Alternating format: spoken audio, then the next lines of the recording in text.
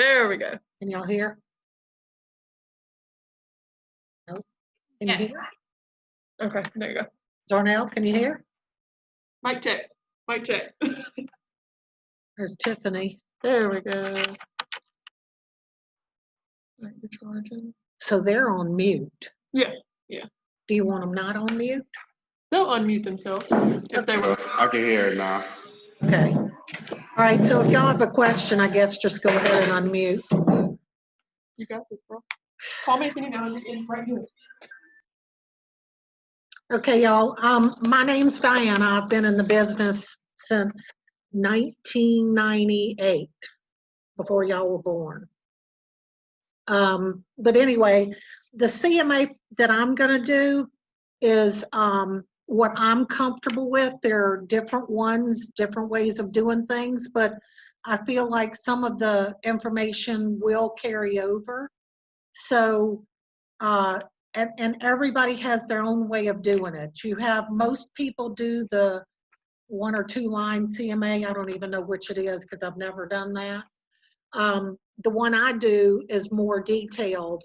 Basically, I like to make adjustments. So the CMA program that I use is the MLS CMA, but it's not the cloud.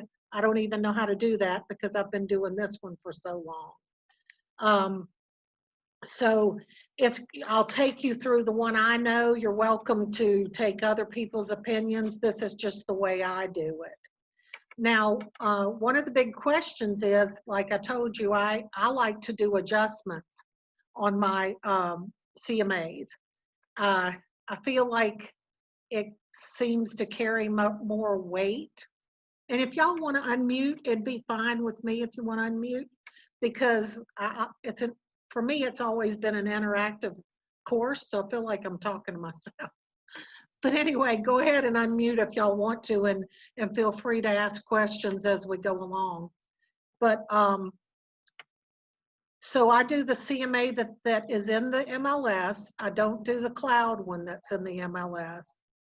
And I do make adjustments, and a lot of people do ask, where do I get my adjustments from? So basically, it's a matter of opinion. All CMAs, all appraisals are matters of opinion.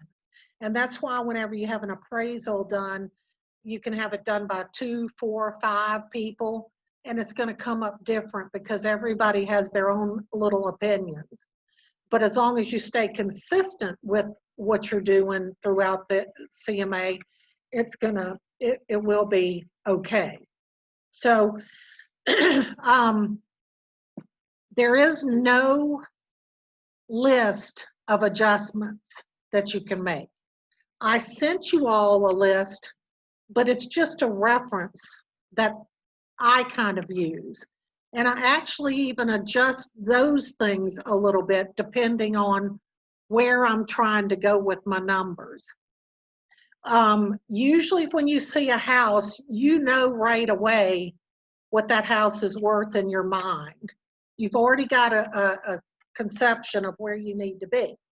So you're really using all of this to make the seller understand that's where it needs to be. And for lack of better terms, it's kind of a manipulation. It's manipulating the numbers. The appraisers manipulate the numbers. They have a copy of the purchase agreement whenever they have to go do an appraisal. They know where they need to be. They do what they can to get to that point, but they will not adjust it so much that it doesn't make sense, because in the end, it's their license that's on the line. So they can look at that's why sometimes your appraisals come back not appraising, is because they've reached out as much as they can to help you out or to help the situation out without causing it to be too big of a problem. So I guess everybody got a copy of the quote unquote not list of adjustments. Also, there's I pulled what we're going to try to do a CMA on. So our subject property is going to be 3117 Sweet Gum, And I put them in a little bit of an order so we're not just jumping back and forth, but if you're not printing them up, then you're not going to be able to put them in order. Hang on just a second.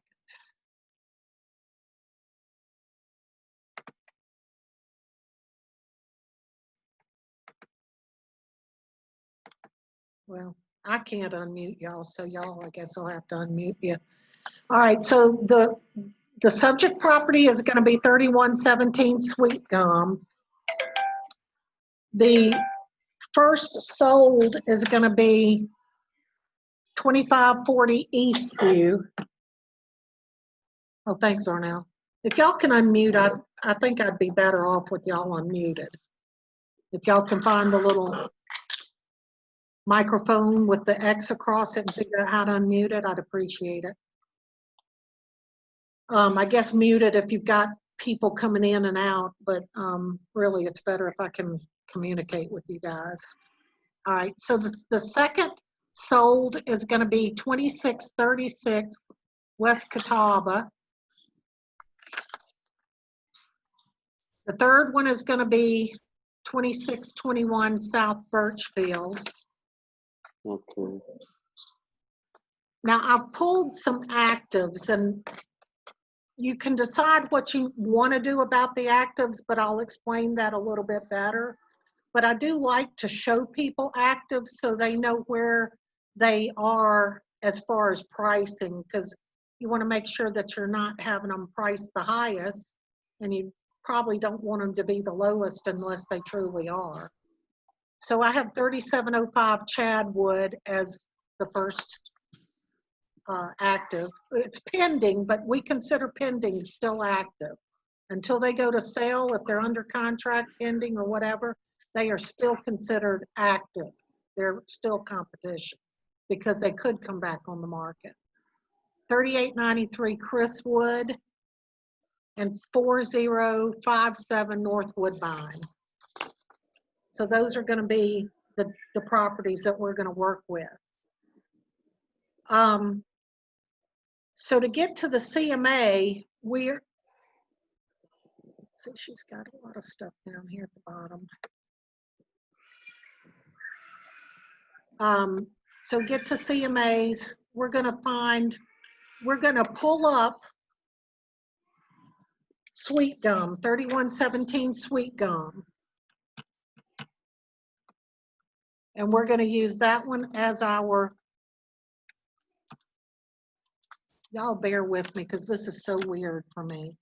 This is the one that they've called us and said, I want a new agent. I want you to come, and you'll say, I'm going to come with the CMA and we'll talk it over. Wait, that's not the one. Why didn't that come up? Oh, they used, now you see how important this is? I put it as one single word, and it's actually, this particular one is two, and it should be probably 2 words. So that's our active.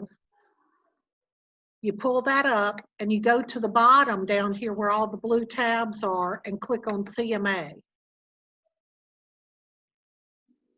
If you've got your name in as a contact or one of your friends that you don't mind, I mean, you don't have to email anything, but you can just save it under their name, then go ahead and put your name or somebody's name in it. It doesn't matter who.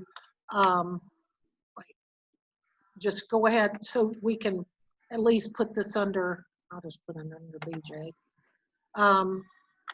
Find a name where we can save it. You don't have to email it to them. Then we're going to look at pages. Is everybody following along here? We're okay with this so far? Yeah. Yeah. Yes. Okay. Yeah. So, Yeah. okay. So if you look at these custom pages here, I typically don't have, you could put a SellerNet sheet in there and fill it out, but I might print something like that and have it where I can add numbers while I'm there, say to make it a range instead of an exact. So if you click on cover, and I would suggest y'all go ahead and click on all of them just to see what the pages look like. You're going to decide sometimes you're not going to use certain pages out of this. But if you look at, if you click on cover, it shoots both of them over there.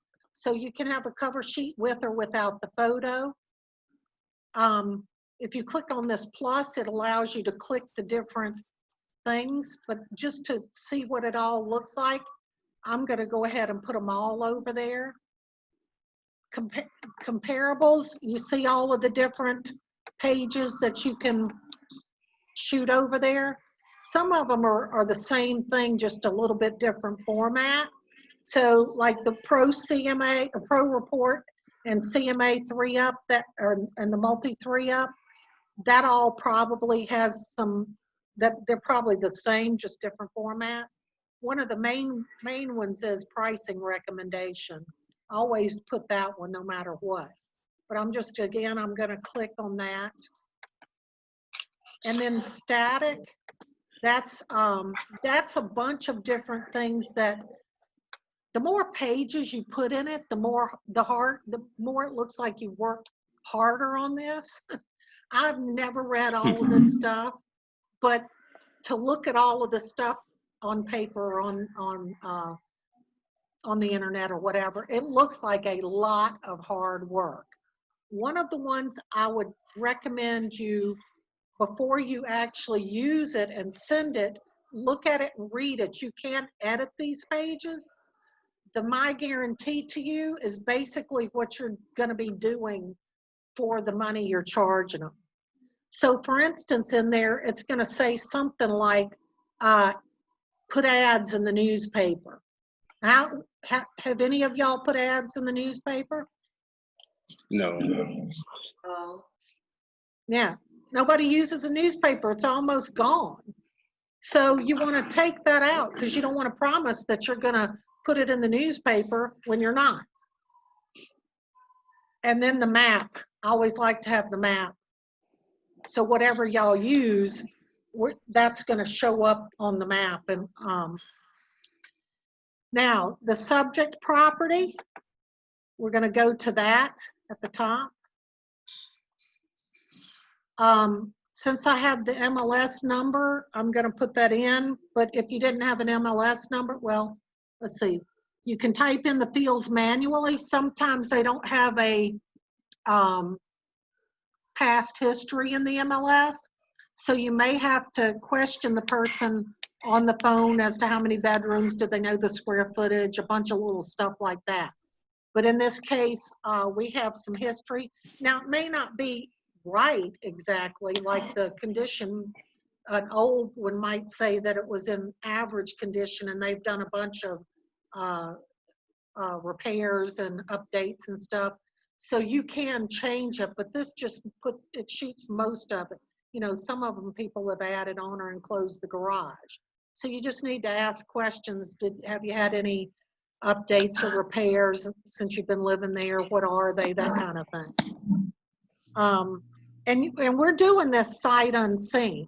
Now, if you're a person who likes to do a 2-part listing appointment, that's fine. Then you can go put your eyes on it and have a lot better feel for it.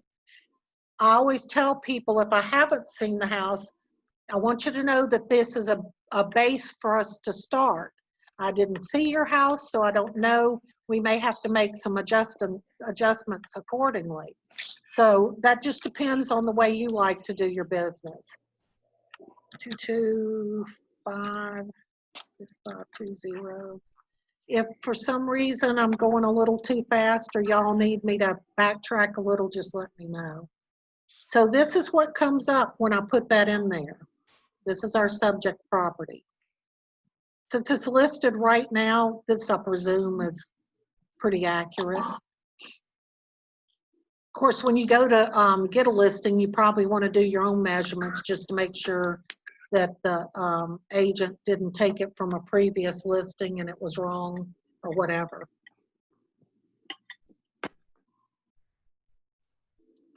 Everybody got that so far? Yeah. Yes. All right, so whenever we do adjustments, we try to think of it as what kind of matters to a buyer.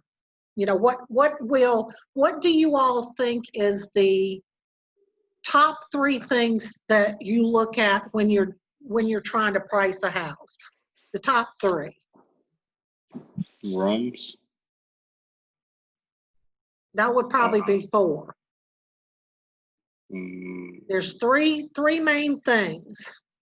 Well, you always hear location, location, location. yeah. And to give you an example of that, the house I live in is on Oakwood, and it's the Bellwood or Bellevue. I don't even know what model it is. But it's the same thing you see everywhere, and it's the 4-bedroom, the big 2-story model that you see everywhere on the West Bank. So you put that property on Oakwood on the between Holmes and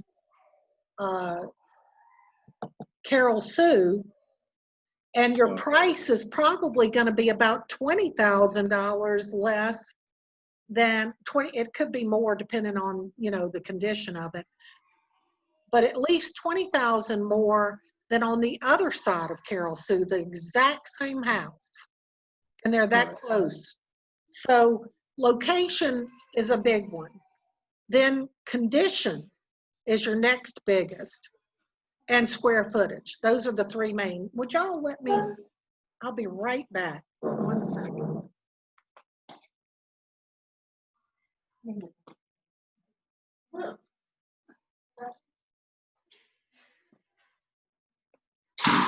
Okay, I'm sorry. So those are the main 3. Then your bedrooms and some of the other stuff. Now, some people would say, you know, bedrooms, if you're adjusting the square footage, why would bedrooms matter? Well, bedrooms are of value to people. You could have a 1,900 square foot house with 3 bedrooms, and the value of that compared to one that's a 4-bedroom, thank you, the one that's a 4-bedroom it's going to be more valuable to have that 4th bedroom to people who maybe have a larger family. So your bedrooms, you will, even though you're making adjustments on square footage, you still have a value to extra bedrooms, even if the square footage is the same. And then garage, that's going to have a little bit of a value to it.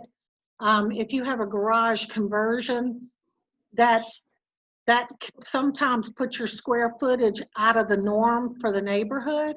So there's a different way of adjusting those kinds of things. And then you would have a value of something having a garage. So, but we'll get into that. And y'all sheet actually kind of gives you a little bit of a guide to these things.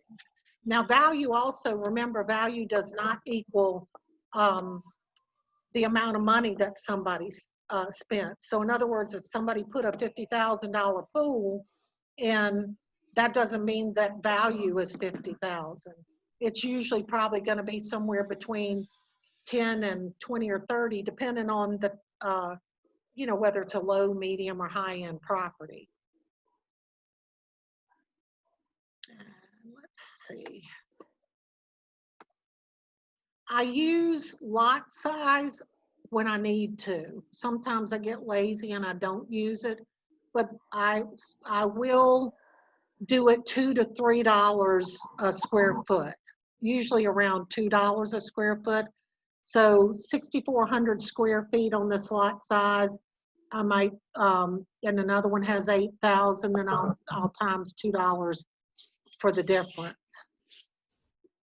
But a lot of times the lot size doesn't mean quite as much unless it's really a big difference, because somebody's going to live in a house with a smaller yard. That's not, just doesn't mean quite as much to it. But you can use it. If you use it on one, you've got to use it on them all. All right, so the cover page, if you don't have a picture or you don't have a past history, you're probably going to want to go by the house and put your eyes on it and take a picture of the front. It's always nice, but if you're in a hurry, you don't always have that opportunity. But if you can put a cover page, a cover shot, you can just upload it there and, but if not, it's gonna auto-populate. I could go in and change this, and that's probably a better thing to do anyway, is to go by and take a picture of it and put your own picture in there, but you know, it does auto-populate. Now your comparables. So it's throwing Sweet Gum in as a comparable, but we're gonna take that out because we're not gonna compare it to itself. But we wanna add some listings. So because I've already pulled these and to save time, well, let me go back. This is in Woodmere, and I chose Woodmere because there are always a lot of properties for sale in Woodmere. And I usually just go straight to them because I'm able to show a good range of adjustments and all.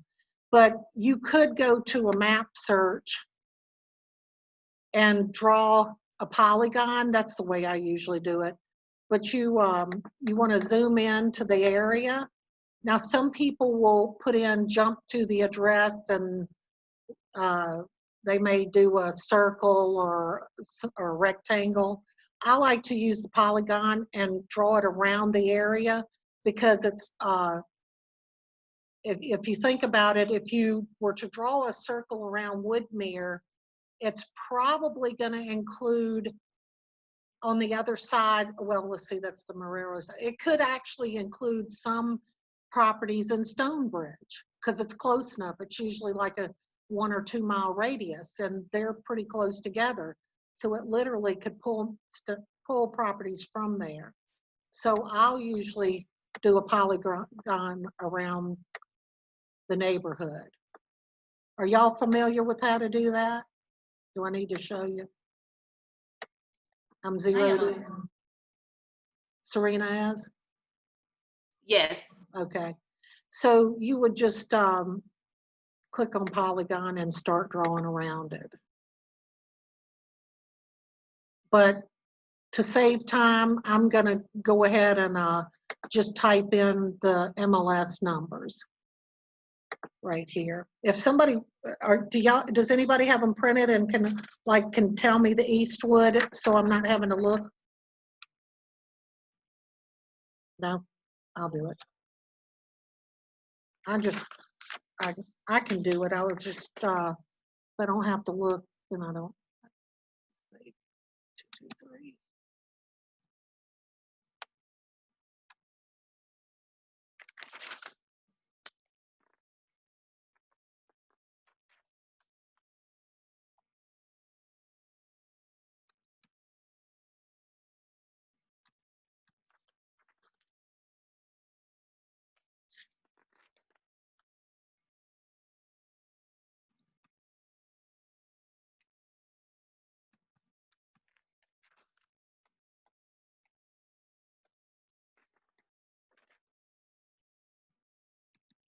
Does it look like I've done them all but one more?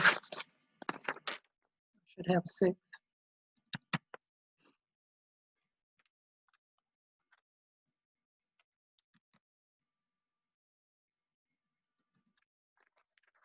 All right, let's see if that gives us all of them.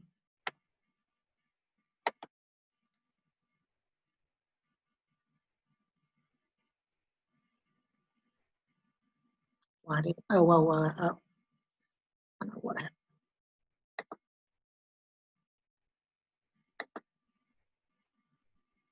To select all, I think.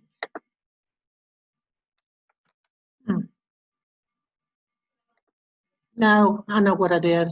It automatically throws in the main one. All right, that should do it. That's only 5. Oh.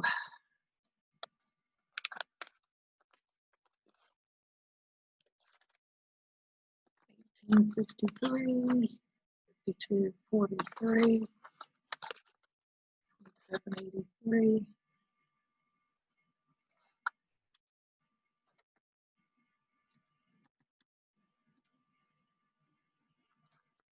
Oh.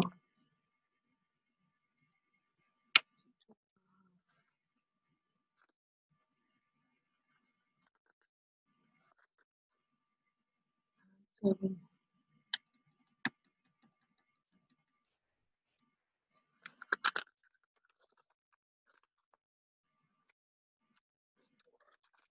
So,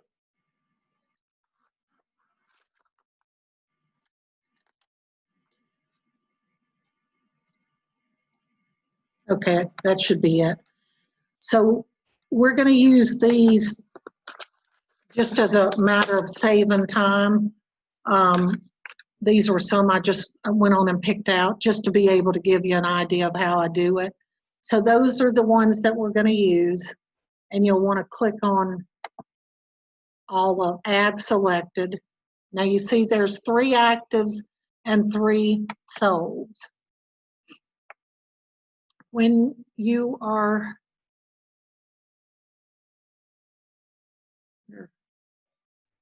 when you're doing, there's your map, and it should show that they're pretty close to each other. Woodmere is a big neighborhood, so when you've got a neighborhood like this, there's a lower section and an upper section. Sometimes there's a little bit of a price difference because I believe most of it has to do with the fact that the bottom part of this neighborhood is flooded a little bit more. And so the property value is not the same. And again, you'll have the same type of houses in there, but they may be a little bit lower priced in that lower section. But we're not going to worry about that. I'm more interested in showing you how to do adjustments. So there's your map that shows all the properties. And I always like to include that in there so that they know that you're pulling from the same area. So the next part is adjustments. Now, there's a quick way to do this particular section using this platform that we're looking at right now. But if you click on View in Detail Mode, you're going to go down the, I'm wanting to point to you. You're going to go down the list and make the adjustments one at a time. So you have an adjustments list that we sent. Now, this neighborhood is considered a medium-end neighborhood, medium price range. It's not your lowest price range. It's definitely not your highest. So we're going to be working in that medium range for adjustments. And for instance, I think most of them are going to show there are 4 bedrooms. Our subject property has 4 bedrooms. When we make adjustments, we're going to be making the comparables equal or the same as our subject property.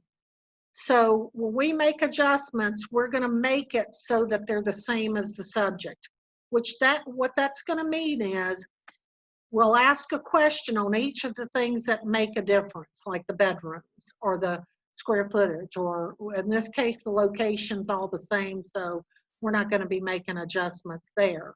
Cars, car storage rather, bathrooms, updates, all of those things. So when we go look at these, we're going to ask ourselves, is this better or lesser than the subject property?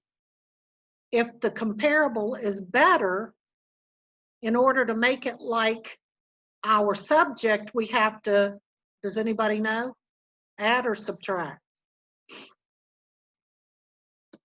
Anybody want to answer? No? Okay, so if our subject property is lesser, oh, it stuck that on there anyway, didn't it? I thought I got rid of that one. I'm going to go back here to the comparables and get rid of the sweep down property, because we're not comparing it to ourselves. You'll just, to get rid of one, and you can decide to remove it if you don't like it after it's all done anyway. Okay, sorry about that.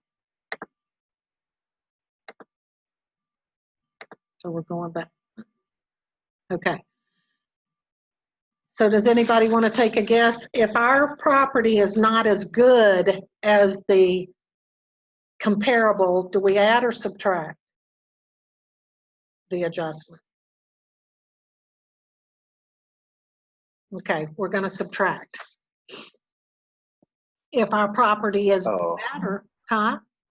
I'm sorry. I thought I was talking. Oh, okay. Yeah.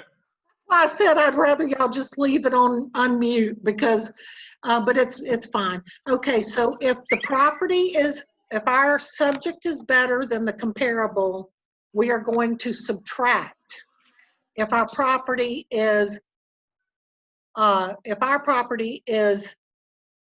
better than that, we're going to add because we're trying to make them equal. We want them to be equal. So if they're not as good as us, we're going to add. If they're better than us, we're going to subtract. And when I say that, I'm not talking about overall condition. I'm talking about each individual thing that we're going to adjust. So just to get a quick glance, but I'm going to go back and show y'all something different. In this first one, the bedrooms are the same, no adjustments. The bathrooms are the same, no adjustments. Age, I don't normally pay a whole lot of attention to unless it just really stands out. Because some properties have been rehabbed close to a newer property. There's not enough difference here for me to worry about age. It's got a 2-car attached garage on both of them. I'm not worried about the exterior and what it's made of. That doesn't really matter to me. There's not a lot of difference in your approximate living area, but we'll do an adjustment. You got 6,400 square feet lot size. Both of them are in the same condition, but that would be one. One more thing that I want to point out too is I always make adjustments for closing costs, repair allowances, and I've asked several appraisers and they actually do the same because a lot of people don't think that you should adjust for that, and I understand why. Because, but I want the people to be ready for a true scenario. If you don't take it off, they're going to want to overprice. So a lot of time, and we don't adjust for commission either. So I have spoken to several appraisers and most of them do adjust for closing cost of any kind of concessions. So we're going to go back and view this in single line mode because I want to show you, somebody else taught me this way after I'd been doing this for many years, and he discovered it by accident. But you see these little pages that I'm pointing to down there? That shoots you over to a next adjustment series. We don't have to adjust for subdivision, but you see bed and bath? In this area, I have it as $2,500 to $3,500. You know, I might put 3,000, I might put 25. It's just whatever I feel like that extra bedroom might be worth to somebody. So does anybody want to give me a number? 2,500, 3,000, 35? What do y'all want to use? 2,500. All right, we'll do 2,500. First person wins. So see how it automatically adjusts for those bedrooms? Like, and I wanted some different bedrooms. Whenever you go to pull comps, you try to get the closest ones you can. I don't necessarily, I try to get single or 2-story if that's what, but sometimes you don't have a choice.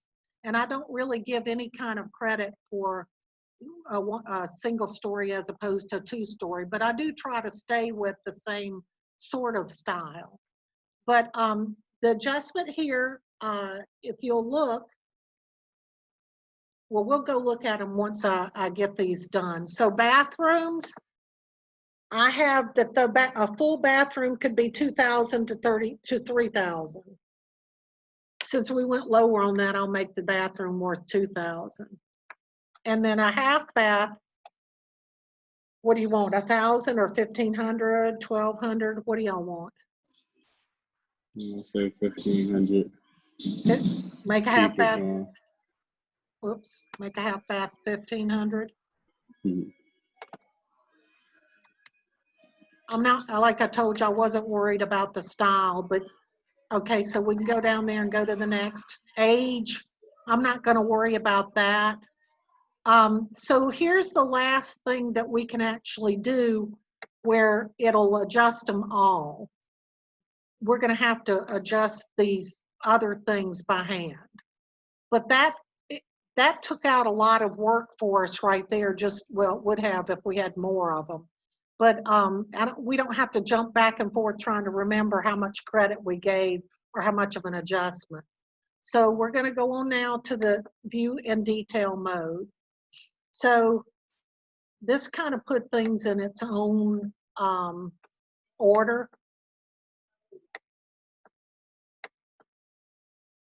Hold on. Would you do me a favor and close that? I'm sorry. She's recording. Okay. So this is, it kind of put everything in its own order. Well, I wanted to talk to you a little bit about whether or not you want to use, if you want to use these in your CMA or not.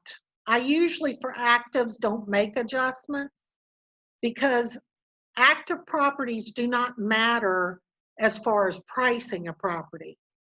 But I do think they matter to show people that they're either listed at the high end, in the middle. You can sometimes show them pictures of their competition and they can at least see where they need to be in the middle of their competition.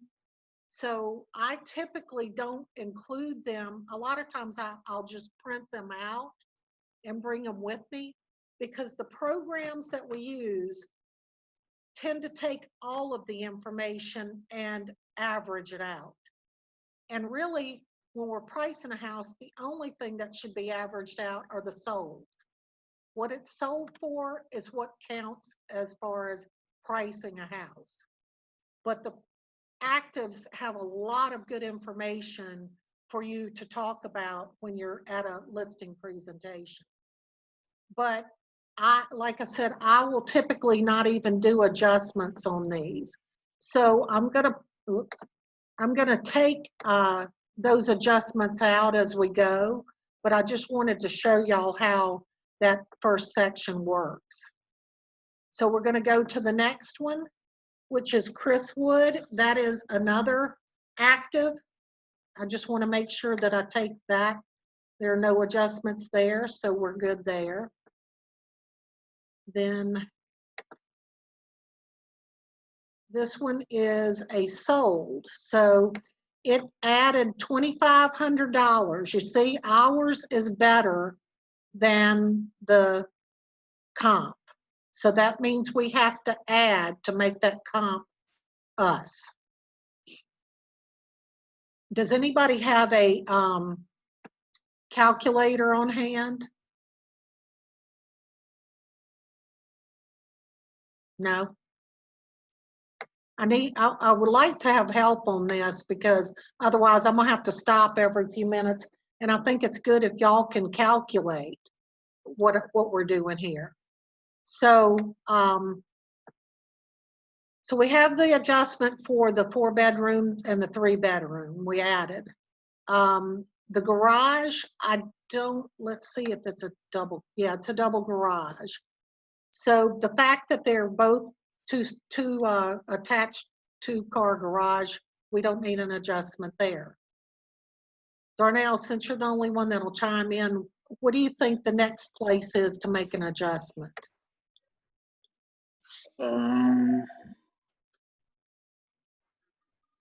I have no idea, to be honest.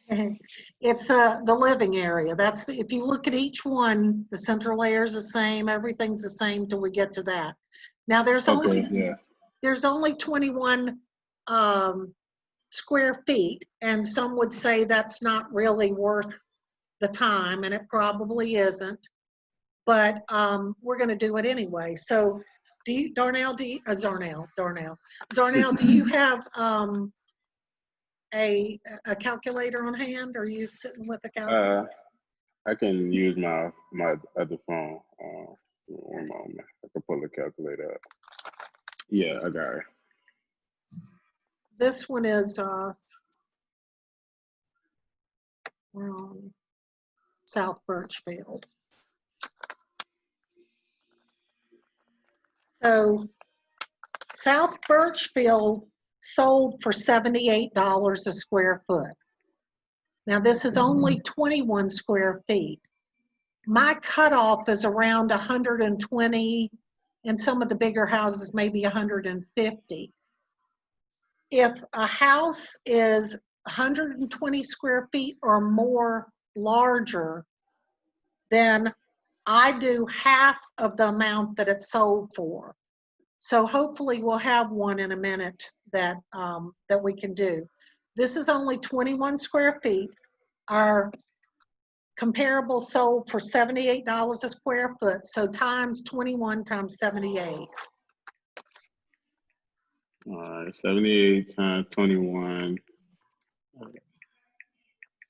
is 1,638. Okay. So are we going to add or subtract? Remember, if ours is better, then we're going to add. If ours is lesser, we're going to subtract.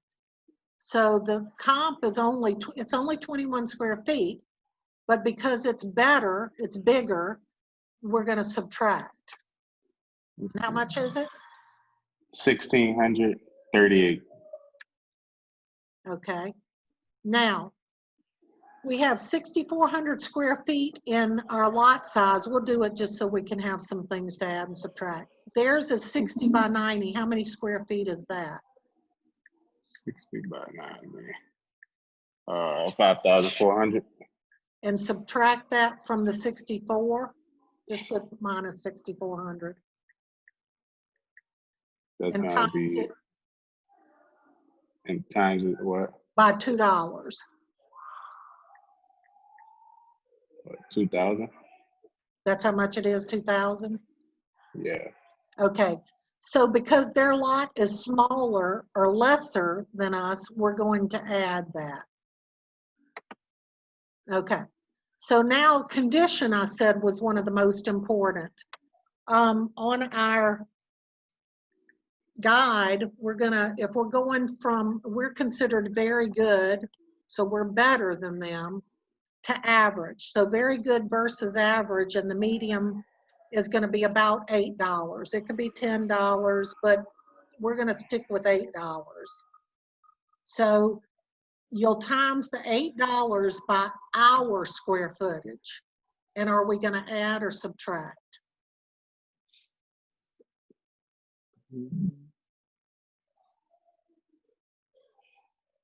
Let's get that in our mind first. If we're better than them, are we adding or subtracting? We're adding. What? Yeah, we're adding. That's correct. And then 1,770 times $8 All right, 17. by our square footage. It's 14,160.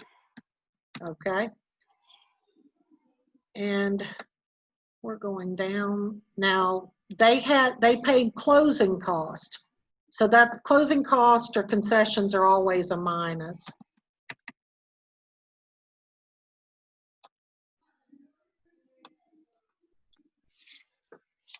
Well, that is not working out too well, is it? Because they're at 199. So we know that the house is probably, now I'll tell you, it started, wait, that's not the one. Where's my subject? Okay, they have it listed at 199.8 and very good. Yeah. It's probably, let's go on to the next one because a lot of times it'll average out. But we may want to go on up to 3,500 on the, I think we'll do that anyway, on the bedrooms. Because we know that this is going to be worth more than what it's showing right now.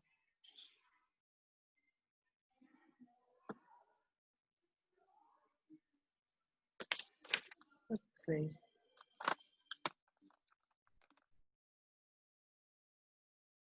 And this may be in a lesser condition than the average, so we probably could have gone with $10 a square foot.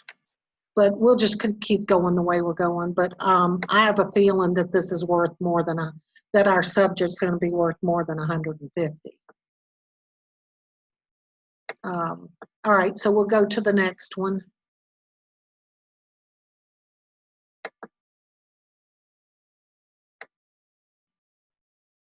All right, so that did not go to the next one.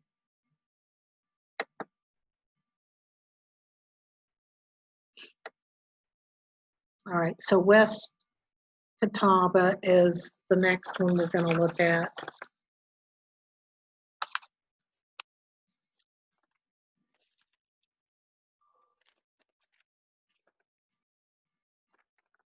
All right. So the bedrooms and baths are the same. Everything's the same except the square footage on the lot. Let me look at yep. So there's not much to change on this one at all.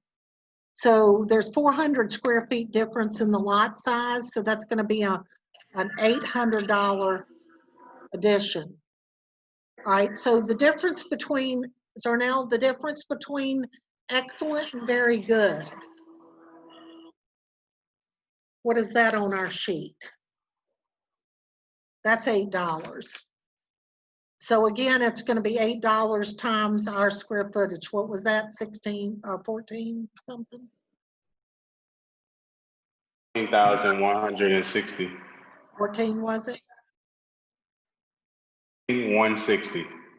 Have I got it right? You keep cutting out on the very first part, I'm sorry. Can you hear me? Yeah. 14,160? Okay, so we're going to subtract because they're a little bit better than us. So we will subtract the 14,160. And then they had closing cost of 1,500, so that's always a reduction. Now that's putting us about 180, 140. Now, Zarnell, do you have in your mind, are you familiar with this neighborhood and prices? Not at all. Okay. Well, in my mind, I'm thinking in the 170s, but we'll see what this comes out to. So the next one is, that one's a pending, so I'm gonna take it out. And I'm not taking it out, but there's nothing in there that's gonna affect us when we get ready to. All right, and then this one is also a pending. And it didn't make any reductions or adjustments. And then the last one, are all of them under contract? Do I have, let me look here. Go back to my, okay, so we do have 3 solds. I just need to, Eastview, somewhere or another we didn't get to Eastview. Okay, or did we? No. With Eastview, it's a little better, so that'll be the 114, 160, $8 a square foot. They didn't have, they had closing cost, so that's going to be a negative 6760. And 2-car garage. It's only 6 square feet, but just for the sake of working through the numbers, let's do Eastview sold for $95 a square foot. So go ahead and do 95 times 6, if you don't mind.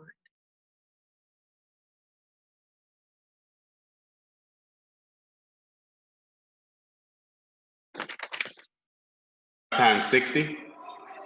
Just 6. 95 Oh, okay. times 6. That's gonna be 570. $570. Are we adding or subtracting? We're adding? I'm not sure. If it's better than us, we subtract. Oh, you subtract. Okay. 570, right? Okay. So that one's around 175, which is about where I was thinking the other one should be. But the one that we're our subject, I think. Okay, so let's think about this for a minute. All right, let's just say I had a 2,100 square foot home that I had to use. So the difference between the two, what is 1770 minus,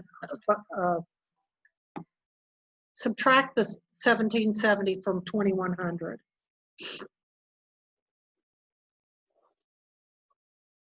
100 minus 1770. Yeah. That's gonna be 330.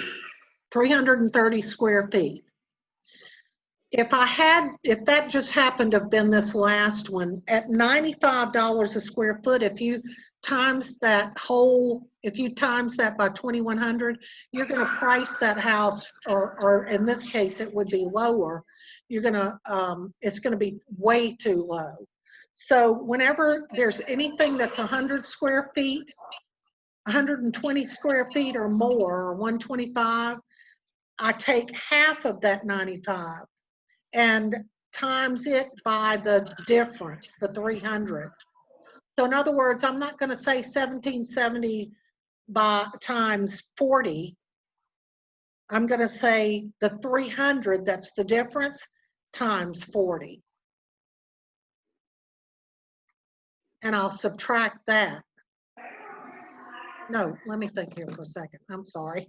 I got a phone going off at the same time and it distracted me. Yeah, that's right. So the difference, so when I would do that 6 square feet, instead of it being 6 times 95, it would have been 300 times 40 or 45. That's the number, that's what I would have put in that blank. I wish I had one that we could do it with, but anyway, anything that's 100 to 125 square feet bigger or smaller than the subject property, you only use, on that difference, you only use half the money it sold for per square foot. Does that make sense? Yeah, kind of. Okay, so if it had been a 300 square foot difference, I would have done 300 times, just say 40 for the sake. 40, not 95, but 40. That's what I would have put in that blank. So, because if you put 300 times 95, it's going to price something either way out of the ballpark or way under the ballpark. Somewhere in the $600,000 range. Yeah, there you go. So, all right. Let's see. All right, so we've made all of our adjustments. Now we can go to pricing. All right. So I told you, and I haven't found a program yet that will leave out the actives or pending. It takes the information from all of them and combines it. And it may work out, but it may not. But you have to check and make sure. So right now it's saying that the median and average price range is going to be 176. Well, that happens to be what I kind of thought it should be anyway. Our subject property is priced at 199.8. So it looks like it's about 23,000 overpriced, you know, we could tell them, usually if a house is priced properly, it's gonna sell within 3 to 5 or 7% of the asking price. Okay, so if you price this, if we wanna get 176, do 176, let's just do 177 plus 3%, and what do you have?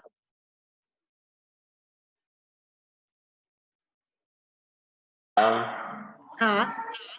You're just saying 177. Plus 177,000 plus 3%.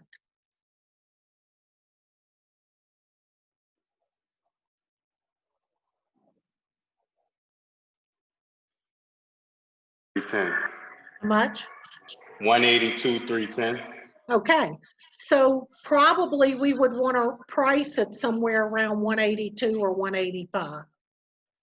And then you would get the 176. Now, it just happens that everything I pulled was right there in the right amount. But what I need, one thing I want you to look at is, okay, we're gonna go back to the adjustments. And let me see if I can see it in the single line mode.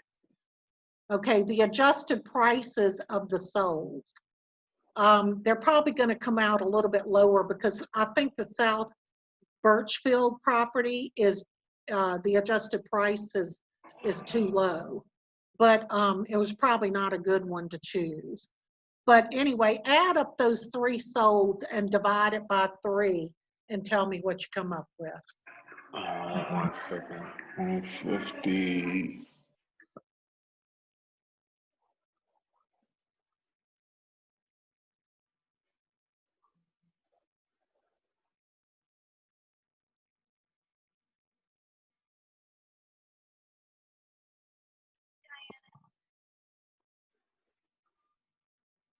And you said divided by 3? Yes. 8,830. Wait, what? By 3, it comes up to 168,800. Okay, yeah. Yeah, so that 150 I know was not right, but that's typically the way it's gonna come out.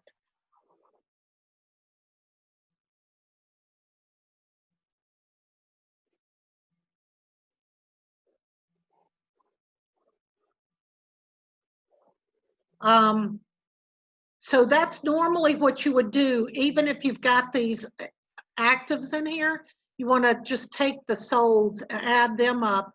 Now, because I see that there's what I think is a problem here, I would probably go back and make some adjustments again, just to bring that number up, because I know that it's worth more than the 168.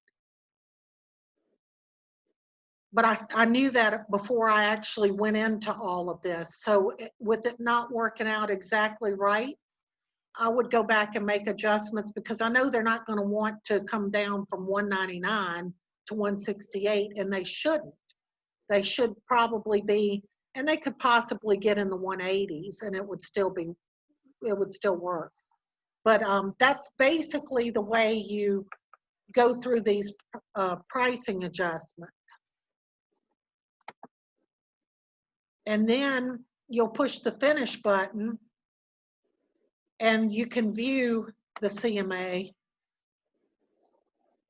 which I like for you to, like I said, put all of the papers out there and then make a list of the ones that you think you're going to want to use in your CMAs. Because you don't want, some of this stuff is exactly the same information, it's just a little bit different layout. So you need to choose which of the layouts that you really like. But look at, I mean, doesn't that look like a lot of work instead of like doing a 1 or 2 line? See all of the paperwork.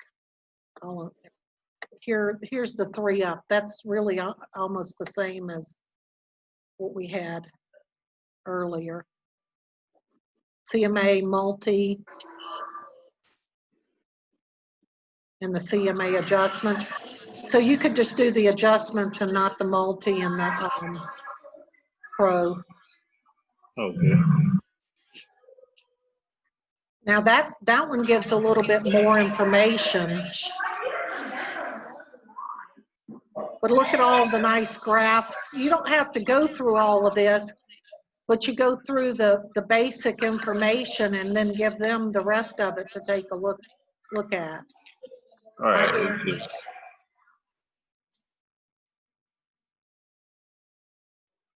Yeah, one of these, but anyway, and you can also add, if you come up with some papers that you like, you can also add those into here, into the CMA program and use. Do y'all have any questions? I see Teresa came on.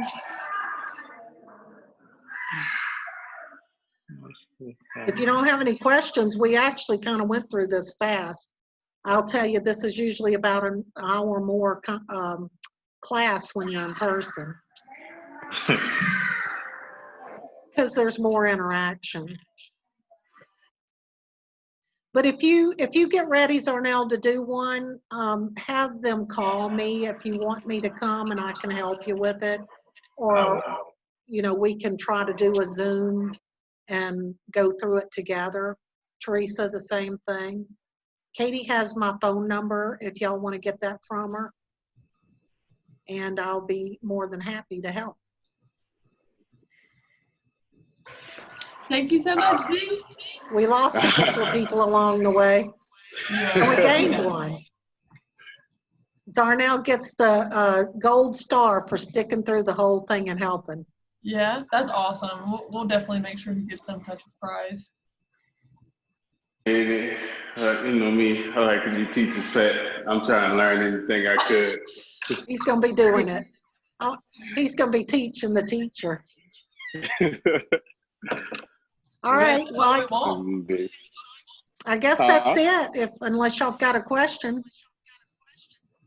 Nah, that'll be all until I get one to do myself, and then I'll be calling Katie to call you like. We'll sit through it. If y'all want to just practice on one or two and go through it as best you can, and then call me, I'll be more than happy to look at it and tell you where, you know, things need to change a little bit. Right. All right. Okay. Thank y'all. All right. Thank you so much. Okay.